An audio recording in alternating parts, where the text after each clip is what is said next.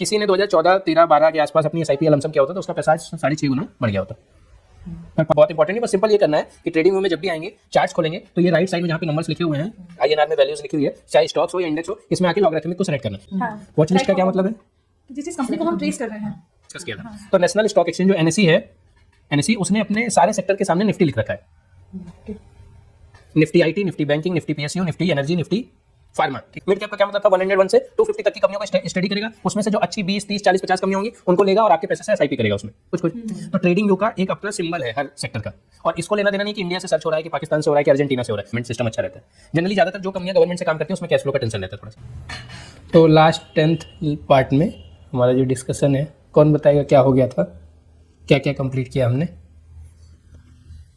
शुरू से हम देखें तो पहले म्यूचुअल फंड समझे, पहले हम लोग म्यूचुअल फंड क्या है, फिर उसके टाइप्स देखे हमने, और ट्रेडिंग व्यू देखा कि ट्रेडिंग व्यू 10th पार्ट में मेनली ट्रेडिंग व्यू। और व्यू देखा है। और कोई बात नहीं, ट्रेडिंग व्यू का ओवरव्यू कौन बताएगा कि कैसे क्या देखा उसमें? चलिए मैं बताती हूँ। ट्रेडिंग व्यू क्या है? एक ऑनलाइन चैटिंग और एनालिसिस प्लेटफॉर्म है जिसका यूज हम करते हैं स्टॉक्स देखने के लिए, फॉरेक्स देखने के लिए, क्रिप्टो देखने के लिए और कमोडिटीज देखने के लिए। एक्चुअली ट्रेडिंग व्यू का यूज क्या होता है लोग ये जानना चाहते हैं, तो उसके लिए मैं आपको बता दूं। ट्रेडिंग व्यू का यूज जो है ना, प्राइस चार्ट हम देखने के लिए यूज करते हैं। इसके साथ साथ अगर कोई टेक्निकल इशू है तो वो भी देखते हैं, और इंडिकेटर लगाने के लिए होते हैं। बाकी ट्रेडिंग व्यू तो आपको पता ही है कि फ्री वर्जन में भी है और पेड वर्जन में भी अवेलेबल है। लेकिन पेड वर्जन में क्या होता है ना, फ्री वर्जन तो सभी नॉर्मल पीपल लोग भी यूज कर सकते हैं, लेकिन पेड वर्जन में क्या होता है, एक्स्ट्रा फीचर्स हमें मिल जाते हैं। इतना मुझे पता है ट्रेडिंग व्यू के बारे में, बाकी आप बताइए।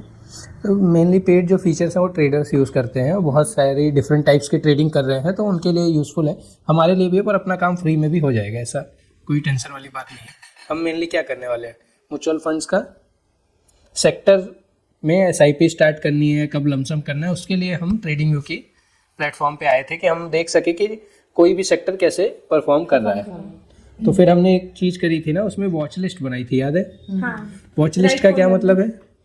जिस कंपनी को हम ट्रेस कर रहे हैं कि ये कंपनी आज कैसी रही, या फिर होता है हमने इसमें इन्वेस्ट भी किया हो और देख रहे कंपनी प्रॉफिट में है कि लॉस में है। हाँ, तो मेनली वो देख रहे हैं कि वो परफॉर्म कैसे कर रही है, बाकी जो अदर इन्वेस्टर्स हैं उनका क्या परसेप्शन है उस कंपनी या सेक्टर के बारे में, या कई बार मार्केट में क्या बोलते हैं मैक्रो इकोनॉमिक्स का भी इम्पैक्ट आता है। डोनाल्ड ट्रम्प ने क्या बोल दिया, रसिया यूक्रेन का वॉर हो गया, ये सारी जो डिफरेंट चीज़ें होती रहती हैं उनका भी काफ़ी इम्पैक्ट इसमें देखने मिलता है। उसको भी समझने के लिए हम सेक्टर वाइज जाएंगे।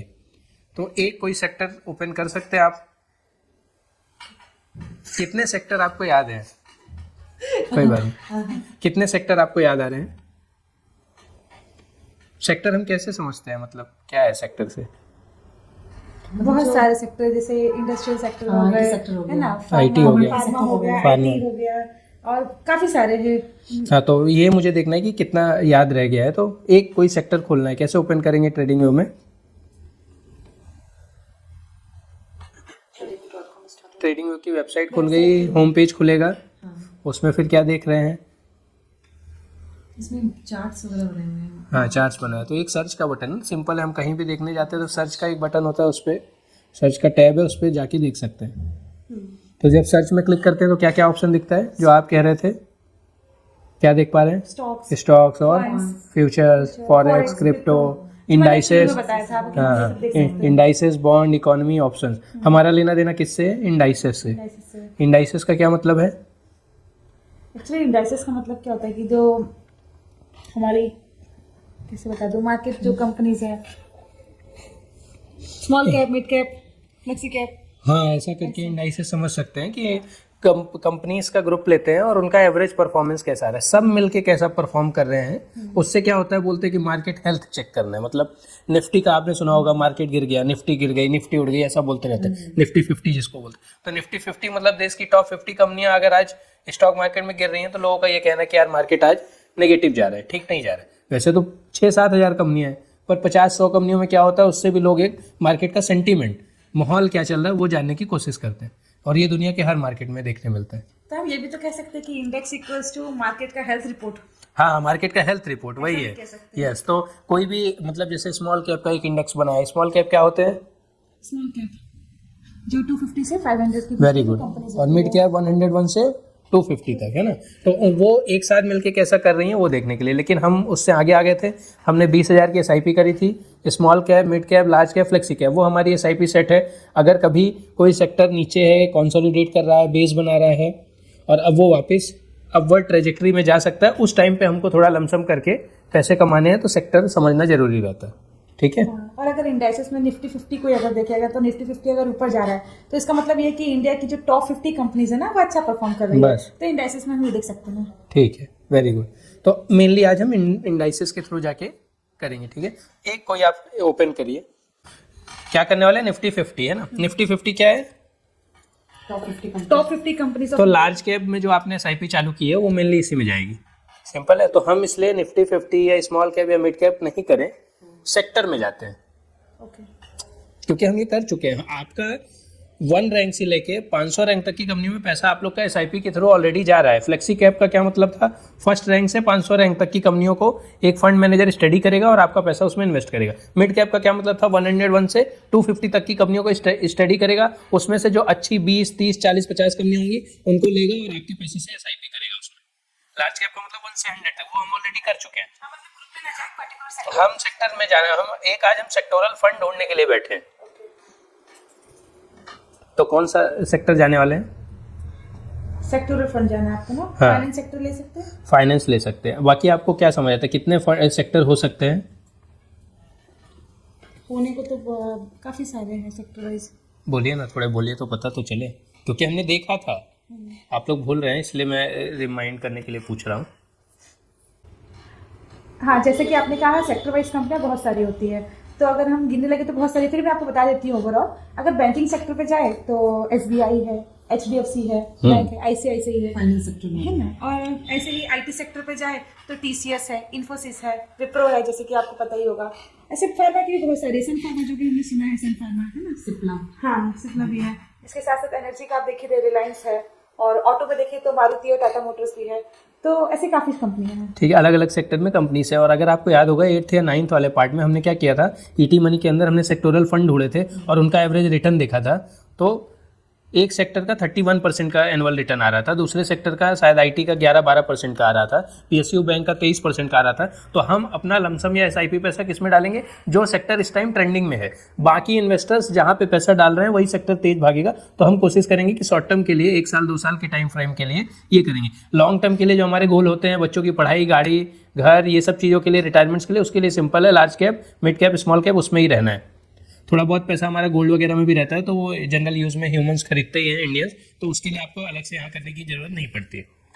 तो अभी एक आपको मतलब 1 बाय 1 तो हम सारे ही करेंगे और देखेंगे कि चार्ट में कैसे देख सकते हैं कि क्या हो रहा है सेक्टर में। तो पहला क्या करते हैं, बैंकिंग से करें। बैंकिंग सेक्टर, अब देखिए इसमें क्या है ना, ये ट्रेडिंग व्यू ग्लोबल वेबसाइट है, तो इसमें आप ऐसे डालेंगे ना तो कुछ आएगा नहीं, पर्टिकुलर नेम लिखना पड़ेगा नहीं। बैंकिंग सेक्टर का इंडेक्स देखना है, तो पहले तो आपको इंडाइसेस सेलेक्ट करना है, ठीक है, वो कर लिया। उसके बाद अगर हम इसमें बैंकिंग सेक्टर डालेंगे तो कुछ नहीं आता है, नहीं आता। ऐसा क्यों होता है, क्यों नहीं आता है, क्योंकि ये पूरी वर्ल्ड की है, वर्ल्ड की वेबसाइट है। और देखिए यहाँ पे राइट साइड में ना जैसे लिखा हुआ है, आपने बैंकिंग सेक्टर लिखा, उस पर सर्च लिखा, तो इसमें देखिए क्या आ रहा होगा, PSX, NASDAQ, ऐसा करके आ रहा है ना कुछ कुछ।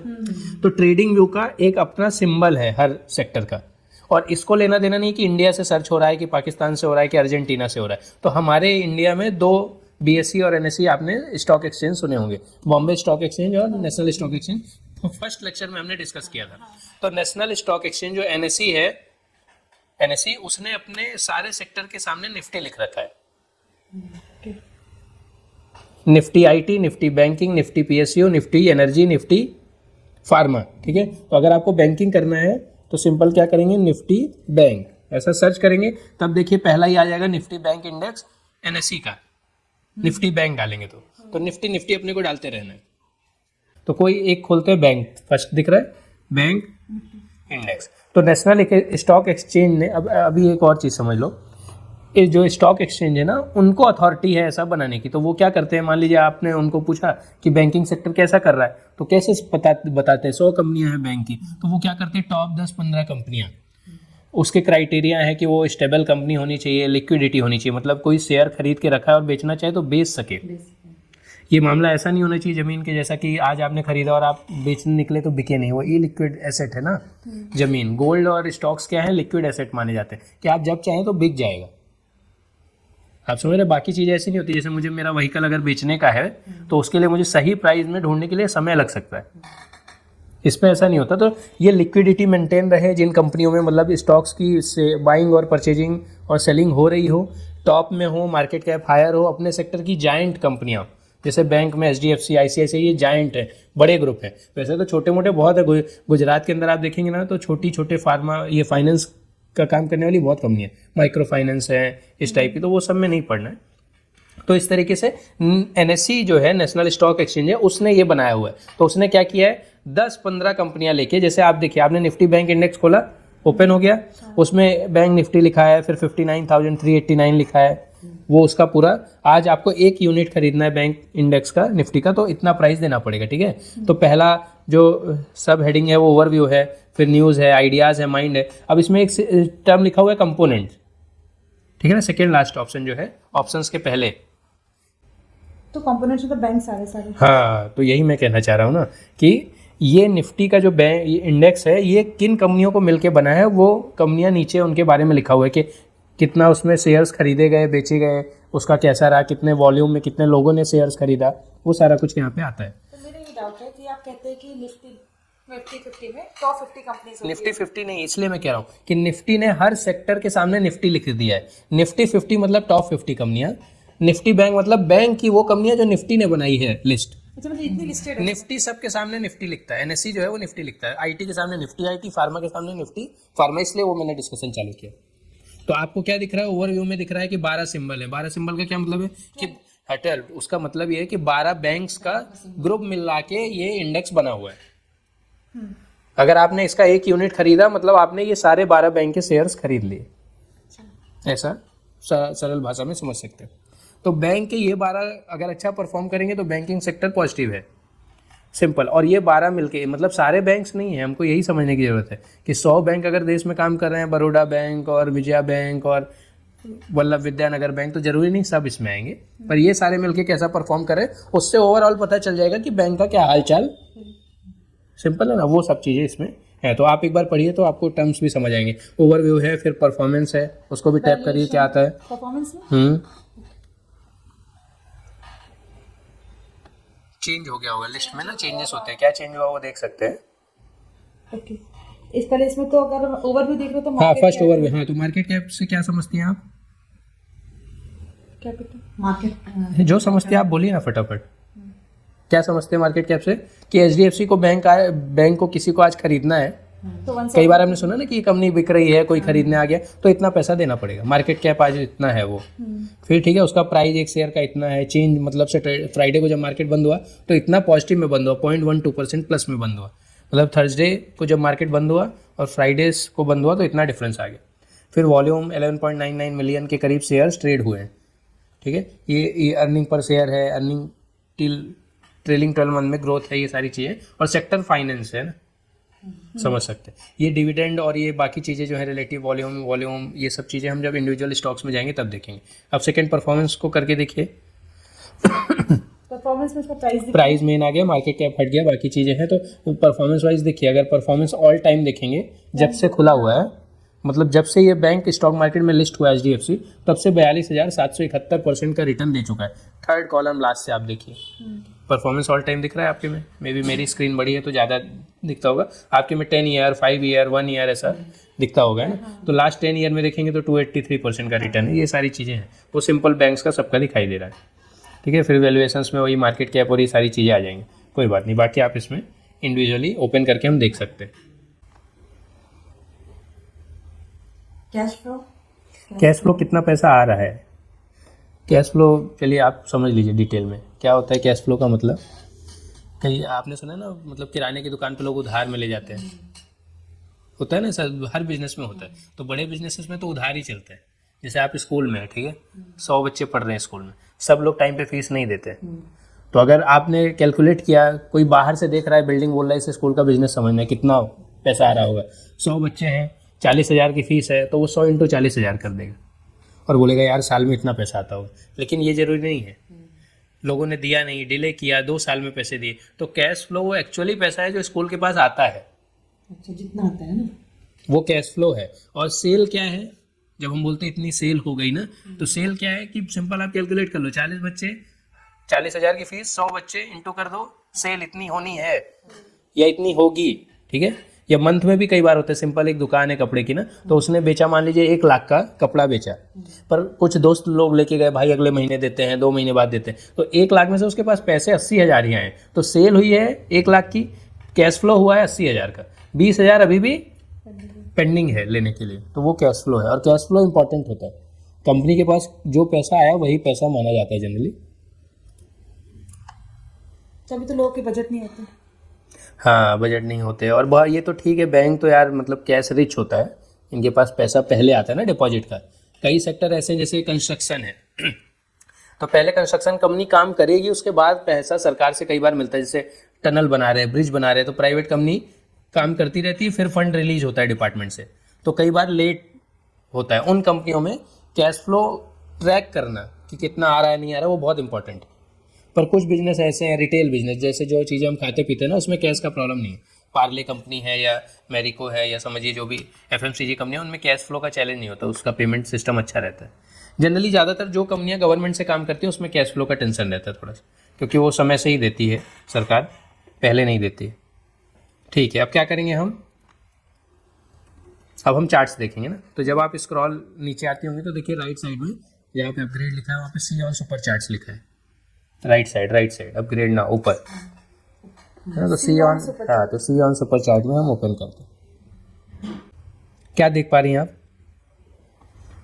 इस पे 2014 से 2014 से आपको दिख रहा है ना, 2026 तक का 2000 अभी तक का आज का। तो अभी काम करेंगे जहाँ पे ये नंबर्स लिखे हैं ना राइट साइड में, INR के नीचे टॉप जहाँ पब्लिश लिखा है ऊपर, वहाँ देखिए INR होगा, right side right top corner, तो INR होगा।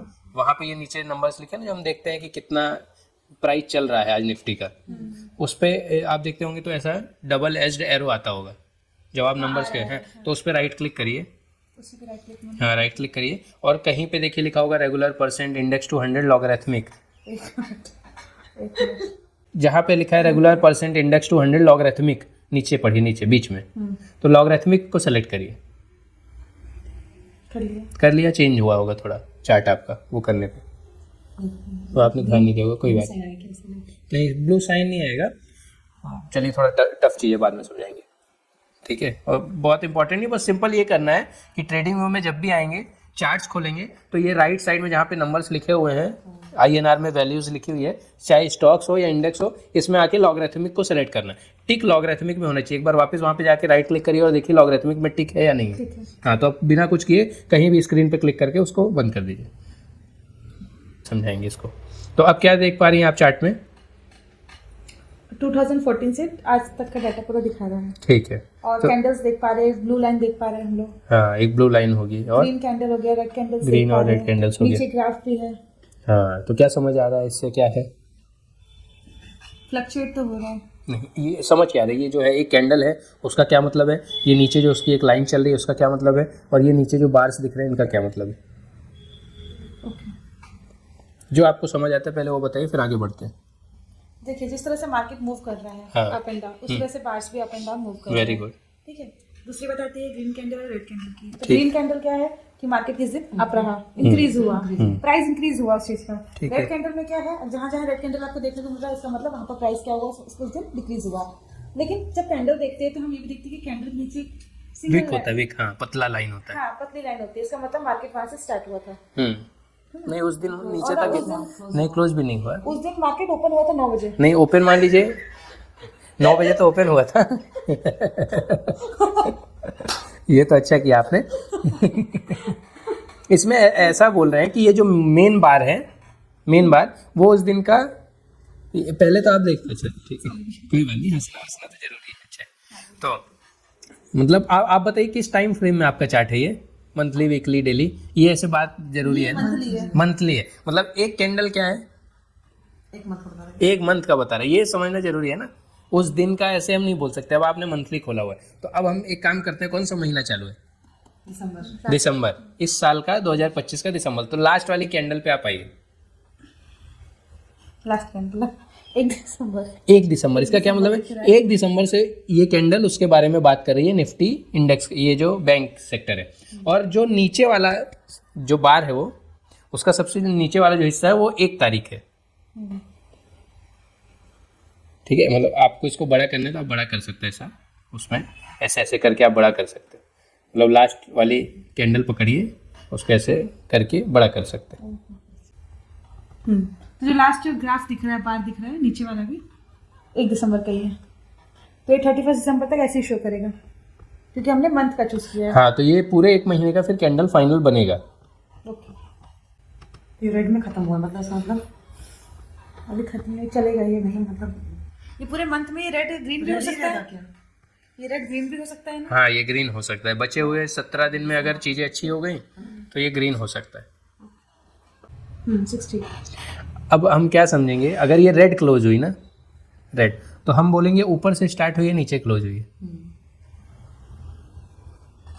रेड में रिवर्स देखेंगे। ग्रीन का क्या मतलब है, आप लास्ट मंथ देखिए, नवंबर 2025 में 1 तारीख से 57,000 के आसपास ओपन हुई, और जब मंथ खत्म हुआ 30 तारीख को तो ये पहुंच गई 59। अच्छा, तो आप ये कहना चाहते हैं ग्रीन रहेगा तो मूविंग फ्रॉम नीचे अपवर्ड, और वो रेड रहेगा तो अपवर्ड टू डाउनवर्ड देखना है। हम ऐसा मानेंगे कि ऊपर से नीचे आई, तो ये रीडिंग करते हैं ऐसे रीड करते हैं।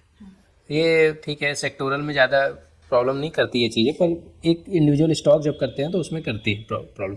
सेक्टर तो हम सिंपल इसलिए देख रहे हैं कि ट्रेंड क्या है। अब आप उसको वापस 2014 तक लेके जाइए, देखिए आप सेंटर पे ना नीचे जहाँ पे सन लिखा हुआ है 2019, 20, 21, 22, वहाँ पे आप लेके जाइए तो वहाँ प्लस माइनस फॉरवर्ड बैकवर्ड का सिंबल दिखने लगता है।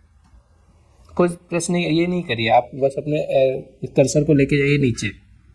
तो जब कर्सर को लेके जाएंगे तो इससे हम जूम इन जूम आउट कर सकते हैं। ठीक है, तो जूम इन करके वही आपने जो देखा था, कौन से ईयर से देखना चाहते हैं? 2014 से। 14 से देख लीजिए। चलिए, तो 14 का लोएस्ट कैंडल सबसे लोएस्ट कैंडल तो 1 नंबर ग्रीन है, रेड है, वो देख लीजिए। रेड वाला पकड़िए। तो रेड वाला क्या है, रेड वाले का जो बेस है ना मोटे बार का, वही देखिए सिंपल, वो अगस्त का कैंडल है, 1 अगस्त का। ठीक है, क्या दिख रहा है? रेड कैंडल है, उसका वैल्यू बताइए मुझे, लोएस्ट लोअर साइड लगा के। मतलब जो सिंगल लाइन होती है वहाँ से? नहीं, मेन बार की लाइन की। हाँ, 9,000 के आसपास। ठीक है, अप्रॉक्स में जाएंगे अपन। तो 9,000 से आज कितना हो गया करीब, अगर आज लास्ट महीने का जो एंड देखेंगे तो 59,000 के आसपास आ गया। तो ऑलमोस्ट कितना हो गया, 9 5 या 45, 9 6 या 54, तो 6 पॉइंट समथिंग इंक्रीज हुआ है। इनके इतने टाइम्स हो गया। आप अगर 2014 में लेती, हाँ, तो ऊपर वाले कैंडल पे लाएंगे और ये राइट साइड में दिखाई देता है दीदी, जो वैल्यूज हैं ये राइट में यहाँ दिखता है, उसके पहला लाइन ड्रॉ होके दिखती है। ठीक है, तो 9,000 से ये हो गया। किसी ने 2014, 13, 12 के आसपास अपनी SIP या लमसम किया होता तो उसका पैसा आज 6.5 गुना बढ़ गया होता। पर पास्ट देखना मार्केट में आसान होता है, फ्यूचर प्रेडिक्ट करना बहुत टफ होता है। अब अगर आप मुझसे आज पूछेंगे कि आगे का बोलिए ना, पीछे का क्या बोलना है, आज मैं डालूं कि नहीं डालूं, तो वो मैं क्या, भगवान भी नहीं बता सकता। आपको नहीं पता कि फ्यूचर में आप कहाँ रहोगे। मुझे क्या, मोदी जी को भी नहीं पता, किसी को नहीं पता है वो। ठीक है, ये अनप्रेडिक्टेबल, इसीलिए मंथली, वीकली, क्वार्टरली हम ट्रैक करते हैं। मार्केट गिरता हुआ दिखता है तो, लेकिन 2, 3 साल, 4 साल का बताया जा सकता है। मतलब 4 साल बाद भी देश रहेगा, चीज़ें ठीक चल रही होंगी, आगे प्रोग्रेसिव होंगी, तभी ना हम लोग जॉब वॉब करते हैं। नहीं सब हिमालय ना चले जाए अगर इतना अधर में भविष्य रहेगा तो थोड़ा सा पता है इसलिए। तो सिंपल क्या है, एक बैंकिंग सेक्टर हमने देखा कि 2014 में कम था। फिर क्या है, इंटेलिजेंसी क्या है, आप देखिए 2014-15 के आसपास जो ऊपर का कैंडल ऐसा ऊपर गया होगा, फिर नीचे आया, फिर ऊपर गया, फिर 2020-21 में नीचे आया, फिर ऊपर है। अभी वैसा एक ड्रॉप नहीं मिला है जैसे 2019-20 में गिरा था मार्केट, वो कोविड का फॉल था, समझ रहे हैं, बीच में, मतलब जहाँ पे 20 लिखा हुआ है ना, वहीं पे देखिए मार्च वाली कैंडल भयंकर गिरी थी। हाँ, वो कोविड का टाइम था। तो अब पता नहीं था दुनिया बचेगी नहीं, तो यहाँ पे तो लोग लमसम नहीं करते, पर जनरल ट्रेंड में लमसम करते। जैसे अगर 2014 में आपने देखा और उसके बाद वापस मार्केट चढ़ा और फिर नीचे गिरा कब, 16 के आसपास। तो जब ये 16 के आसपास देखिए 3 महीने हमको नीचे मिला है, लगभग 4 महीने। जनवरी 2016 का महीना रेड कैंडल का था, फिर फरवरी 2016 का रेड था, फिर मार्च ग्रीन हो गया 2016 का, और अप्रैल ग्रीन हो गया। पर फिर भी ये नीचे का बेस है, तो यहाँ पे क्या करना है, लमसम कर सकते हैं, ये SIP बढ़ा सकते हैं। ठीक है, फिर वापस ये चढ़ना चालू हुआ, अब आपका लगभग जब आप समझेंगे 16 के फरवरी के टाइम पे आपको ये 13,000 के आसपास मिला एक, और ये बढ़ के चला गया करीब 25,000 के आसपास ऊपर 2018 में, 2 सालों में। तो मैंने क्या बोला, सेक्टर जनरली हम शॉर्ट टर्म्स के लिए करते हैं, 10 साल 20 साल लॉन्ग टर्म के लिए नहीं करते। करने को कर सकते हैं लेकिन अपने को पता नहीं है कौन सा सेक्टर कैसा करेगा।